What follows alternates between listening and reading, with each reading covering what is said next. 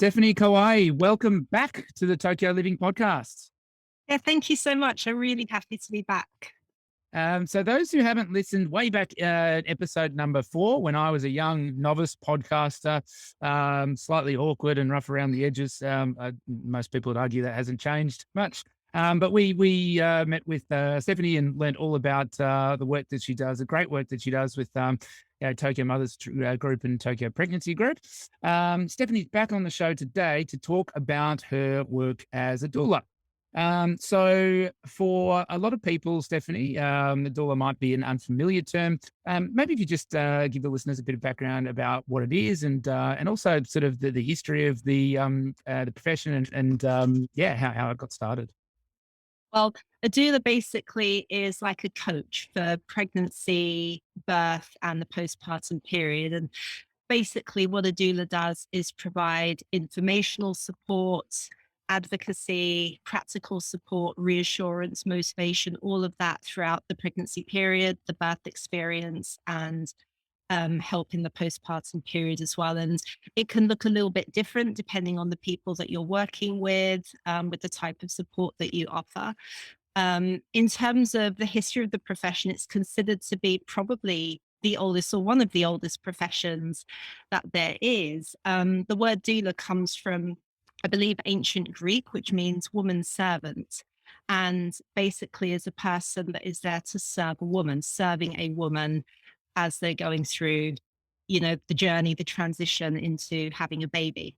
Interesting. And how did you get into it? Well, I had never even heard of a doula when I had my own first child. So I've got 3 children. And when I had my first son, he's 14 and a half, he's going to be 15 in a few months. It was difficult to connect to other people. So long story short, I set up Tokyo Mothers Group. And in Tokyo Mothers Group, I met someone at that time who, we got to talking and she said that she was a doula. And I was just like, oh, what's that? And she told me what she did, that she helped people, navigate pregnancy, help them through birth, etc. And it really struck a chord with me. And I thought, gosh, if I had known of you when I was pregnant, I would have hired you in a heartbeat. Yeah. And that thought never left me. And I went on to have, my second, then my third children. And then I was kind of already in the mindset of thinking like, really, really, really want to do this kind of work. I was working already with lots of families through Tokyo Mothers Group. Yeah. And I knew that the need was there. And I decided to throw caution to the wind after my youngest son was born and start offering this service. I quit my job. I was previously working at a university here. So it's completely big life change, like completely 180 degrees from what I was doing, going from a very comfortable, well-paid, secure job with amazing holidays that were set in stone to something that is very irregular. You could get calls in the middle of the night. There aren't really holidays as such because you are always on call for clients. So I gave up that comfort for my passion. Yeah. And calls in the middle of a podcast, as we discussed. Yeah. Last time. Yes, exactly. But yeah, you obviously you saw it was something that you were passionate about and went for it, which is amazing. Did you have to do specific training for it, or how did you sort of build up the skills required? Yeah, so there are lots of different paths, I guess, to becoming a doula and lots of different training programs, courses that people might want to take. There aren't any in Japan, like no specific doula training programs in Japan, certainly not in English for sure. And so I decided to research and do options that were available in the UK and online options. And as I'm currently telling everyone, one of the ones that I'm currently doing right now is to become a birth and bereavement doula. So to help support better those that have lost pregnancies at many, many different stages. And yeah, that's just something that's been very important to me recently due to a couple of client experiences that I've had. So Really?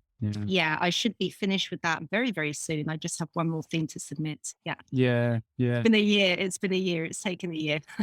Wow. Yeah. And so have you sort of traveled to do courses or done most of it Yeah. online or yeah? Yeah, no, I did some. So, like, I'm from the UK. So, there was a couple of summers in a row where when I would be back in the UK, I did some training there and online training as well. There's a really well respected, very well known doula training organization called CBI, Childbirth International, which is recommended for anyone that is thinking about it. That one's a very good one to do online Yeah. as well. Yeah, yeah. And the one that I'm currently doing, Still Birthday, that one is very good to do online too. So, what are the actual interventions that are involved? So, if someone hires you as a doula, how do you start the process, and what sort of things are you doing within that coaching process? Yeah. So some people approach me knowing already what a doula is and what a doula does, and already have an idea that they probably want to work with me during their pregnancy throughout, the whole process until baby's born. Other people don't have any idea, but are kind of curious to find out when they're pregnant. So whoever is interested in whatever shape that looks like, they can contact me for an introductory call where I do talk about the work that I do, how I work together with my clients. And basically what that looks like is during pregnancy with the clients that have the full package support that takes you through, from pregnancy to postpartum. We have regular meetings during pregnancy where we go through, any questions clients may have. We look at the hospital or the birth facility that they'll be using for the delivery and prepare specifically for that. Mm. Because whilst the physiology of birth is the same the world over for every single person, expectations in hospitals, practices and policies in hospitals, especially in Japan, can be very different from place to place. So we prepare for birth at that particular facility. We go through a client's birth preferences, taking into account, what they hope for, what they don't hope for in the labor, and also what is possible given the hospital's policies that way too. And hopefully through the pregnancy, my clients become as informed as possible about what labor is, how they can best support themselves through labor as well, with things like breathing techniques, physical positions, massage, practical comfort measures, all the rest of it, how partners can better support um, their spouses, their Mm. girlfriends, etc., Yeah. through going through birth. Because having a doula is not to push the partner out of the way; it's helping them have more of an idea of how they can be supportive too. Yeah. Yeah. I was going to ask that. I mean, yeah. How are you training the partner? What sort of things are you getting them to do in the process, and how have you sort of seen that work? Yeah.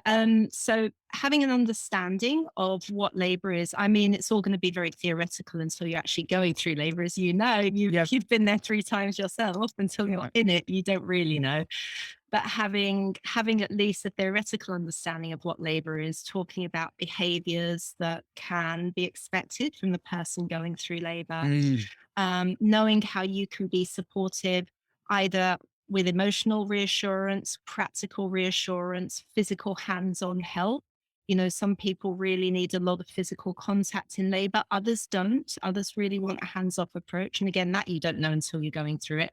Mm. And for the partner to know that basically anything is possible and not to take anything personally, because the person in labor often doesn't know how she's going to feel or how she's going to be until she's going through it.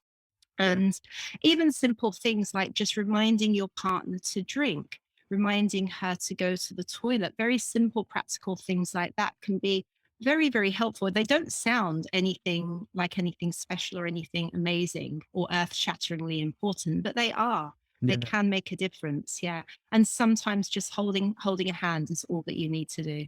Yeah. Yeah. Yeah. And I have read that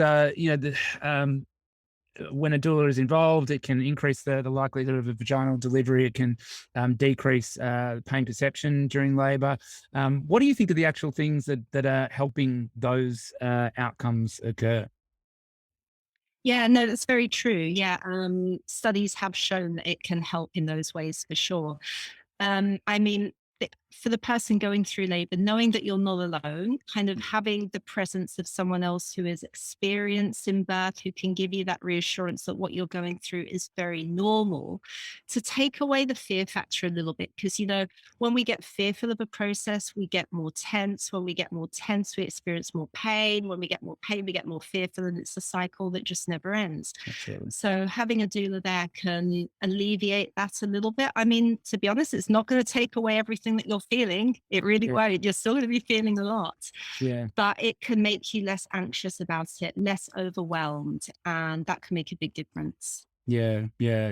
So, as a physio, so we understand how much the fear and lack of understanding can contribute to pain. So it's and the pain obviously associated with labour is in most cases a lot worse than the musculoskeletal things that they're dealing with. But it makes sense that it has a big impact that way as well. And I think that's a good point as well. Like, with you deal with people that have problems that the body shouldn't be experiencing. Yeah. But with labor, it's a normal physiological process. This is literally the reason for a uterus. Yes. To grow a baby, to birth a baby. So what a woman is going through in labor is nothing that her body should not be going through. But yeah, it just can be overwhelming because there does have to be a lot of power behind it. And sometimes that can get in your brain and it can make you very, very, very, very fearful and doubt yourself and second guess your choices sometimes for having a baby in the first place when you're in the middle of it. Yeah. But I'm living proof, you can give birth. I've given birth 3 times. Each time was completely different. My body is not broken through it. My mind is not broken through it. And it's an absolutely incredible gift and privilege, I feel personally, to be able to birth a baby. Absolutely. Yeah. I agree 100%. Do you do any work postpartum with families as well? Yes. So my package support does consist of postpartum help as well. And again, that can look very different for each family. A lot of people that contact me for postpartum support have just questions about infant care. How do I bath a baby? I've got problems with breastfeeding. Can you come and help me? Etc. Those are probably some of the big ones. Like just help me bath my baby because it's stressful. And yeah, breastfeeding for sure. That's up there. That's really at the top. That's mostly why I go and visit people afterwards. Yeah. And you obviously you found that the techniques that you use are successful in helping that starting that breastfeeding process. Yeah. I mean, again, breastfeeding is very natural. It's the biological norm. Being mammals, this is why we have breasts to feed our babies, but it doesn't mean it comes easily. It's still a learned process for the mum, especially when it's the first baby, and for the baby as well. And, different things, there are different things in birth sometimes that can impact how smoothly or not breastfeeding goes in the beginning, and things after birth that can impact that as well. So just kind of giving support, guidance, information, practical hands-on help with breastfeeding as well, just to get that off to the smoothest possible start. And again, when you've got someone that you can turn to with whatever it is, if you know that there's someone that you can go to with these questions to get the support, to get the guidance, it can make it feel a little bit easier, because you don't feel quite so alone. So are there specific or particular, let's say either first-time mothers or perhaps second-time mothers that have had a particularly traumatic labour that tend to gravitate towards the services of a doula, or are there type of personality types that you've found really benefit from your services? Yeah, there's a whole host of reasons why someone may want to hire me. So I would say for sure in Japan, because my experience has just been exclusively in Japan as a doula. A lot of the time it's people perhaps who have come from other countries. It could be their first baby, it could be their second baby, but it's going to be their first experience in Japan. And obviously not having other family around, other people or other networks that you can easily go to kind of talk about what to expect here and to kind of help you prepare. That's a big reason why a lot of people choose me. But definitely as well, even if someone has had maybe two babies, three babies. Perhaps they never used a doula before, but maybe that last birth was a little bit more difficult than they expected. Was it whether it was here or whether it was overseas? They may look for ways to maybe have a little bit more of a positive experience this next time and contact somebody like me. Yeah, sure, Yeah. sure. I want to talk a bit about hospitals as well. If people are looking at giving birth in Tokyo, what are some of the hospital options? You know, a lot of expats will sort of go to Aiku and Mm. go through Dr. Sakamoto as we've done, and I am still working on getting Dr. Sakamoto on the show at some stage. Um, He's so busy. he's a busy man, but yeah, what are the general options in terms of delivery in Tokyo? Oh, there are so many options available. I mean, yeah, absolutely. Using Dr. Sakamoto or his partner, Dr. Sen, are very, very popular options here. Um, Aside from that, there are many, many other facilities that are available. It really depends what someone is looking for in a hospital. And certainly, as well, the past couple of years with everything that's been going on with the coronavirus, Mm, different hospitals have had different policies on partner support, visitation afterwards, all the rest of it. So that can impact someone's preferences as well. sure. Some hospitals, ICU included, I think, as you know, have gone back and forth with restrictions in place over the past 2 years as well. So one of the services that I offer as a kind of, a la carte, you can just do this and nothing else service is choosing a hospital where we go through with people that are interested. I go through potential options that could be suitable for them, given where they live in, Mm, given their preferences, etc., and kind of lay out the different options and the pros and not necessarily the cons. I don't think that's the right way to put it, but kind of the good points and the points to consider with each different facility. So they've got more information so they can better choose a place that feels right for them. yeah, yeah. Yeah. And I guess are there sort of a couple of main hospitals that are slightly different in terms of, well, how you would direct people to, like, Well, yeah. Yeah, so there are like typical birth hospitals, like ICU is a typical birth hospital, mm, but you can also have midwife run birth facilities, which are really, really interesting. They're known right. as Josan in here. So there's no doctor involved at all. You have to go to a doctor for 2, 3 checkups throughout your pregnancy for certain blood tests and certain scans. But aside from that, your care will be entirely midwife led for the pregnancy and for the labor. And there are different midwife birth facilities like this dotted throughout Tokyo or, other parts of Japan. They're very, very interesting, very woman centered. It's really, they follow the woman rather than the woman follows the hospital policies. Okay. And you can have a very flexible freestyle birth. I think they're fantastic. I've been there a number of times, well, to a few different ones, a number of times as a doula. Absolutely wonderful facilities. But you do have to be comfortable with the fact that there isn't a doctor Yeah. and there's no epidural option. You're not going to have any pain relief. And I know that everyone can birth without it, but if your mind is not in that place, it might not be the best facility for you. But for anyone that does want a natural birth, these can be excellent facilities that allow complete freedom of movement, complete freedom of choice, and yeah, a really positive experience for everyone if you're that way inclined. Yeah. Interesting. Yeah, very interesting. I hadn't heard of those. Yeah. Anything else that people should know about your work or about the work of a doula? I guess, yeah, if you walked into an elevator with a pregnant lady and you got chatting and they asked what you do, and you had 15 floors up to explain what you do and how and why they may benefit from a doula, what would you tell them? What would you tell people? Oh gosh, that's a really tough one because literally I could talk for about 2 hours non-stop about my work. But basically, having a doula is like having a go-to person for all your pregnancy questions, concerns, worries, anxieties, preparation, and postpartum support. And I work with a lot of people that obviously do take my entire package that covers the full spectrum, but also people that maybe only want the preparation or only want postpartum support. And so I do consider myself very, very well versed in what to expect in Japan in the pregnancy and the birth scene with so many different hospitals. I've been to over 30 different facilities here over the past 8 years of doing this doula work. Mm. And I'm more than happy to share my knowledge, to share what I know has helped other people over the years.